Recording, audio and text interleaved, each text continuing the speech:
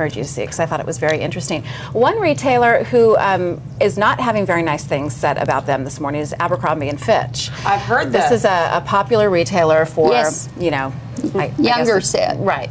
Preppy set. The CEO is a little bit of a jerk. I'm just going to say it. He's been quoted as saying things like, you know, we don't carry larger women's sizes because we don't want larger women wearing our clothing. He's been quoted as saying, you know, in school there are the cool kids and the not so cool kids. Clearly we market to the cool kids. I mean, he's just really a jerk. And so now people are taking fire at him. And there's this one kid who started this whole movement, and he's got a hashtag for it on Twitter. And what he's doing is he's going around to all the Salvation Army and all the thrift stores, and he's buying up as much Abercrombie and Fitch as he can find, and he's giving it to homeless people. He wants to change the image of Abercrombie and Fitch and make the homeless more well-dressed. Yes, he wants every homeless person in America wearing Abercrombie and Fitch. Well, so I think that that's kind of a good idea what he's doing. He's taking that negative and turning that around. I kind of like that. Listen, I want to ask you a question. Saks is going out. Yes. Okay, yes. but not across in the New country, York. just in Dallas. Just in Galleria. What was that about? Why couldn't Saks make it here? You know, I think Dallas, just once again, being someone who has been in part of this retail industry for a while, I think Neiman's dominates Dallas, if you want me to be honest. I mean, it's the same thing that happened to Barney's. We have four locations in the Metroplex, you know, one at Willow Bend, you know, Ridgemar Mall in Fort Worth, and then North Park, and then the flagship downtown, in addition to, like, they have 4 last call stores here. I mean, I think just Neiman's Dallas is a Neiman's town. That's, we're loyal to Neiman's. We are loyal to Neiman's, and if you want to buy your next big handbag, you're probably going to Neiman Marcus. So. All right, and then I want to ask you, because Barney's opened.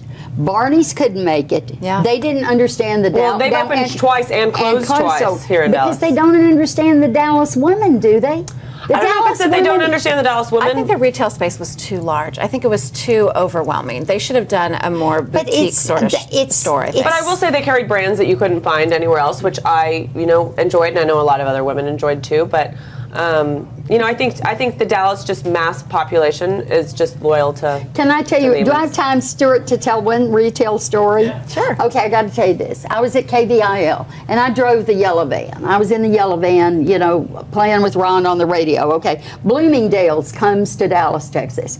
They have this grand opening. We're on the air in the morning from 6:30 till 9. So the stores don't open till 10. So they said, we want me, to be the first shopper at Bloomingdale's. I said, okay. So I pull up in front of the yellow van. The CEO of the store is there. The department heads are there. They've just finished construction. There is some hammering going on inside the store. They roll a red carpet out for me. I go into Bloomingdale's. I have my microphone and everything on, and I proceed to go up Bloomingdale's, all the floors, talking about hats and jewelry and clothes, and we just went on and doing live reports that were like 4 minutes long on how great this store is. When it was all over, after I'd been given the champagne, I said, well, thank you. I've had a wonderful time. And you know what they did?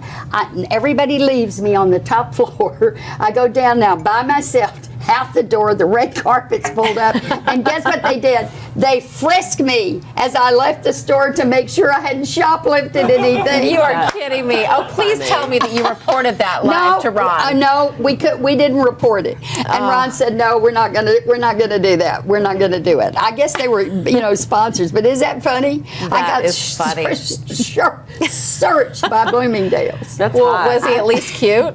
No. It was a female guard. Dang.